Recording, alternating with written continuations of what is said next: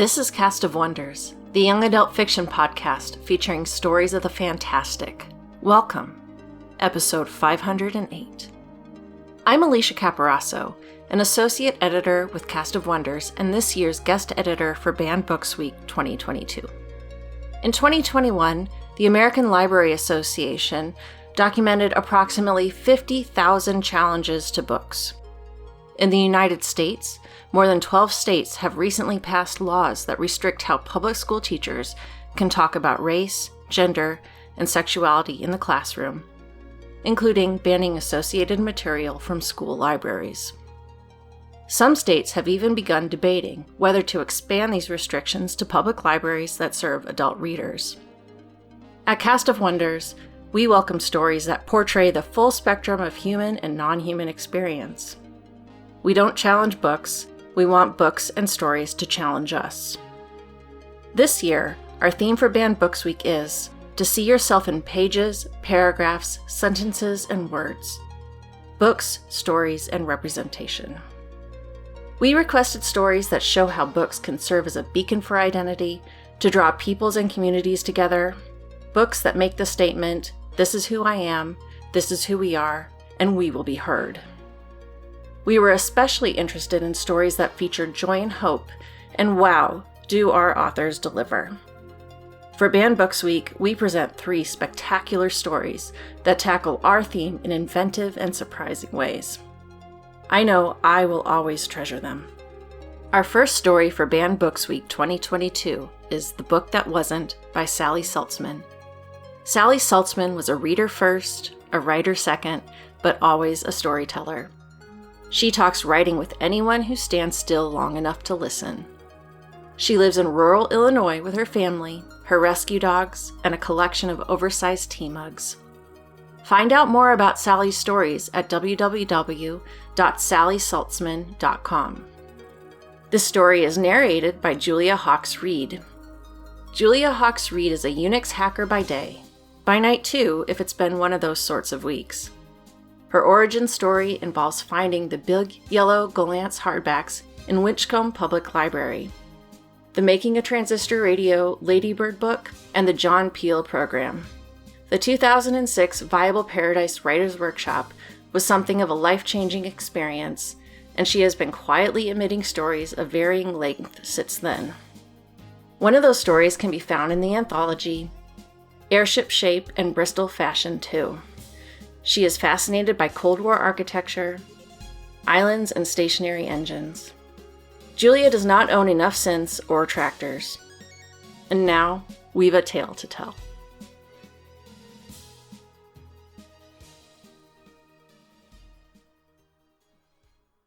The Book That Wasn't by Sally Saltzman. Narrated by Julia Hawkes Reed.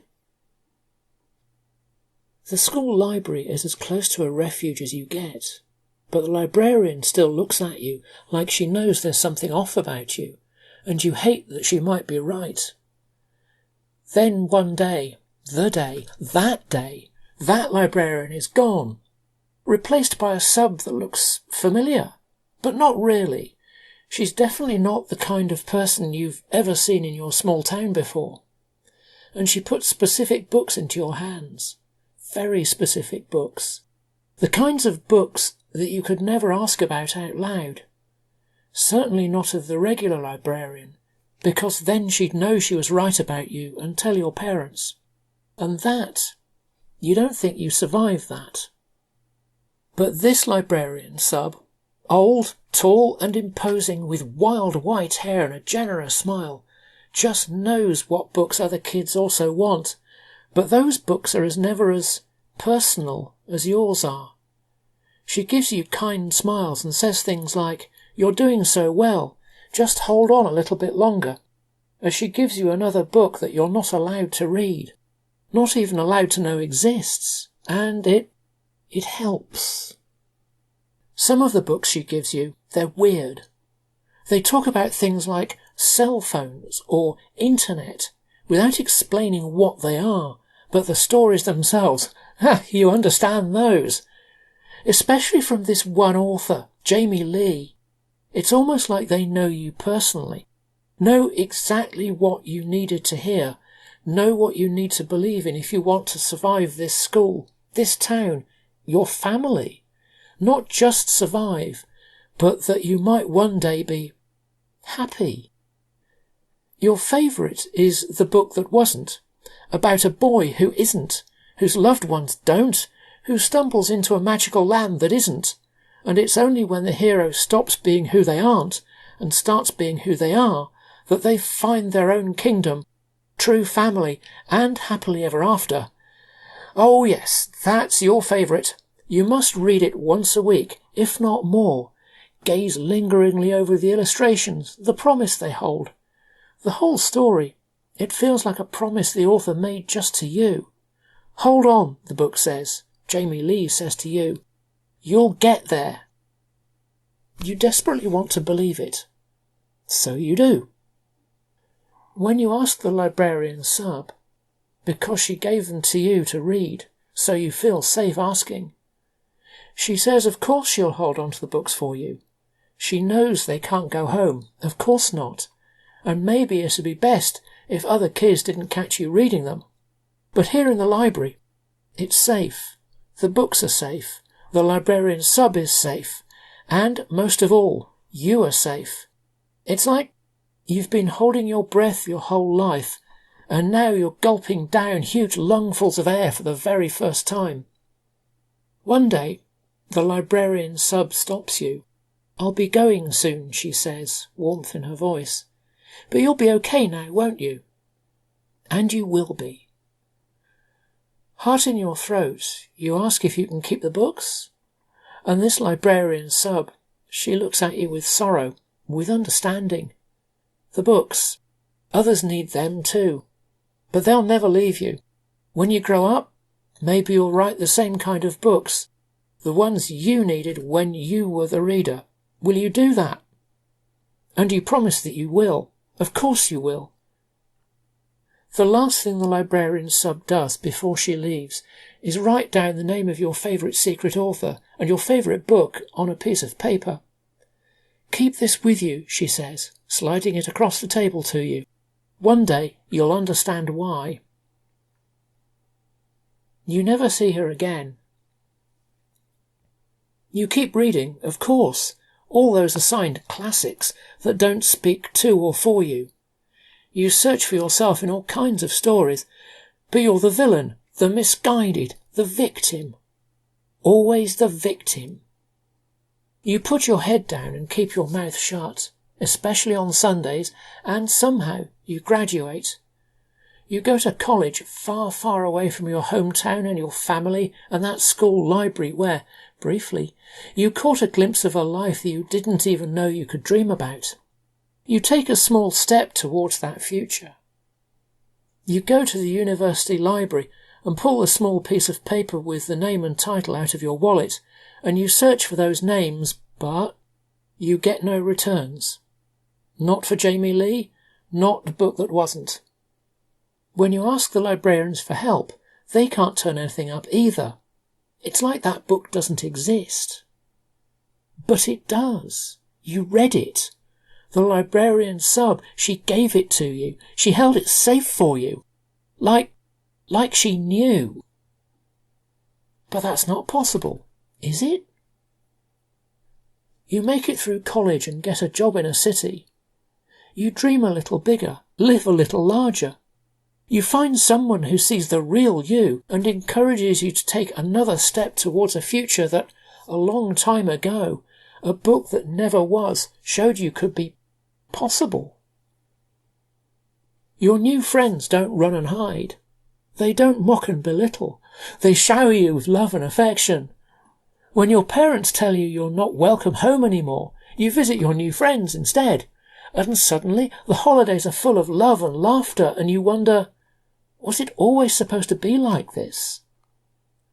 And when you lose your job because your boss and co-workers are not your friends, and never were, your new family rallies around you and helps you get another job, this time with a different name, one that matches your outsides better.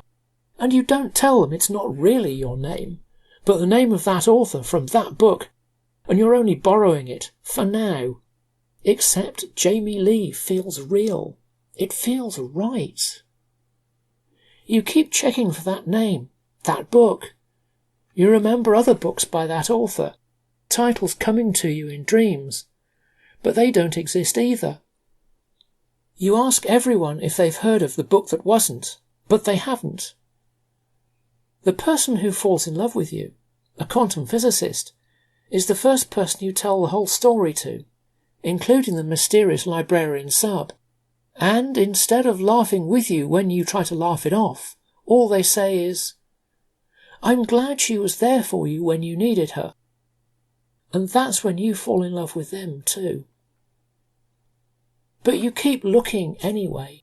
You check at libraries and bookstores, new and used, but no one has ever heard of Jamie Lee or those books. So you start looking for similar stories that you might have confused with this one you're thinking of, but there aren't many.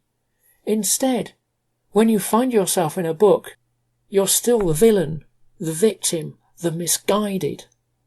But you're not any of those, and you know there are kids who need those books. You sure as hell did.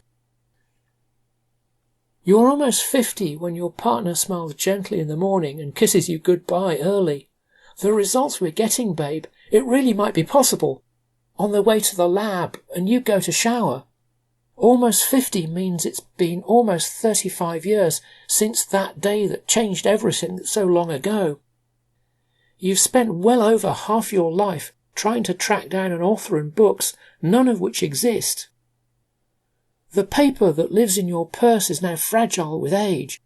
The writing faded almost past the point of legibility.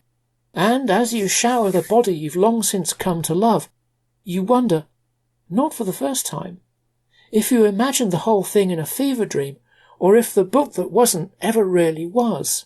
And then you catch sight of your reflection in the bathroom mirror, your hair streaked with white, a badge of honour you've earned, and with a start you realise you've spent all these years looking for the wrong person, when you should have been looking for the other person in the middle of your memories. The librarian, the substitute librarian, the one who put the books into your hands and gave you room to breathe, space to dream, a future to reach for, because you've found her. She's staring back at you, that woman from so long ago who knew exactly what you needed. Books written by an author with your name, the very books you needed to survive. The woman in the mirror isn't quite the same as you recall. She's not as old as the librarian sub was, her hair not all white, the lines not as deeply embedded into her skin. Not yet, not for another 10, maybe 15 years. That might be how long it'll take before the love of your life perfects their work, before it's safe enough for you to travel. But you understand now. You understand everything. That librarian sub made you promise to tell stories for kids like you used to be, who were buried alive by family or tradition or religion, and all that you need to do is give them a shovel. All you have to do is keep your promises to her, to the child you used to be, to yourself. Luckily, you know exactly what to write. Time to make the book that wasn't into a book that is, was, and will be. I knew the moment I read the book that wasn't that we had to include it for Banned Books Week this year. I love that it illustrates how essential good and empathetic role models in positions of authority, including librarians, are so important to the development and mental well-being of children, and that what one reads and experiences in youth can stick with a person throughout life. There is joy in discovery that others get you and are looking out for your best interests because they understand how important it is to see yourself reflected in life, community, and culture. I also love the message of perseverance. Perseverance in the search for the identity of the author and of the main character. I was delighted when we discovered that the main character and the author was one and the same. They kept their promise to themselves, knowing that with the experience of their struggles in life, that not only can everything turn out well, but that it can for others too. A joyous discovery indeed. Many of the reviewing editors from Cast of Wonders remarked that they saw themselves in the main character. A true mark of the success for this story. Join us again soon. We love bringing you the best audio fiction week after week, but we can't do it without your support. Your donations pay our authors, our narrators, our servers, and our staff. Please consider supporting us with a monthly donation through either PayPal or Patreon. You can also review us on Apple Podcasts, request us on Spotify, and consider the stories we publish for award consideration. There are lots of ways you can help. Join the discussion on the EA Forum, forum.escapeartists.net, or EA Discord. Visit on Twitter @Cast of Wonders. Come say hello. Cast of Wonders is a production of Escape Artists Incorporated and is brought to you by editor Catherine Inskip, associate editors Tanya Adelit, Amy Brennan, Alicia Caparasso, Joyce Hernandez, Samto Iheswe, Cup Hakab, Amanda Kong, Ray O, Simon Pan, Samuel Poots, Emma Smales, Denise Sudell, and Rin Yi. Editorial assistant Amy Brennan, community manager Denise Sudell, and our audio producer Jeremy Carter. Our episodes are released under the Creative Commons Attribution, Non-Commercial, No Derivatives 4.0 International License. That means you can download or listen to the episode on any device you like, but you can't change it or sell it. Our theme music is Appeal to Heavens by Alexia Nov, available from Promo DJ or his Facebook page. Thank you for listening.